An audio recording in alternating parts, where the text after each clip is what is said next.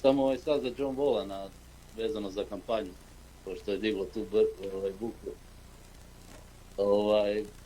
Ljudi su nešto naslutili, da niste bili možda korektni što se tiče toga.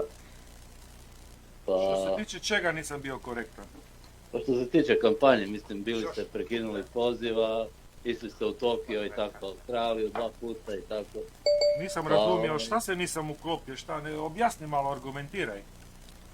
Pa znači, dali smo vam sredstva za kampanju, a vi ste išli u Tokio, A vi ste mi dali sredstva za kampanju, kada, Da, ko, šta? mi smo vam dali, Nisi ti dao kopa ništa, Znaš ti I šta još znači smo uopće skupiti sve papire, pusti sad potpise. Skupiti sve papire, kandidirat se, ti moraš predati financijsko izvješće. Tokom kampanje 2 puta, a kampanja traje, šta misliš, koliko dana traje kampanja? Ajde, Lubanjo, koliko traje kampanja, Lubanjo?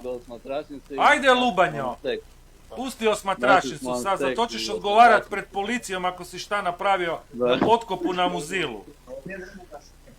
To ćeš odgovarat pred policijom ako si ti ono što si napravio tamo na Muzilu, na potkopu, na obalnoj bateriji, to ćeš odgovarat pred policijom. Meni nije teško otići na policiju prijaviti, znaš.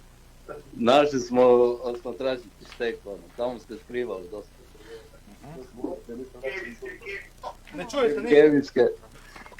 Ma daj, vozi, luber. Da, priča gluposti. Ajde, pokaži mu kako bi ga prebio, molim te. Kaži to kamera. To nema meni, ja buti reći Znaš šta, ne bi ga prebio.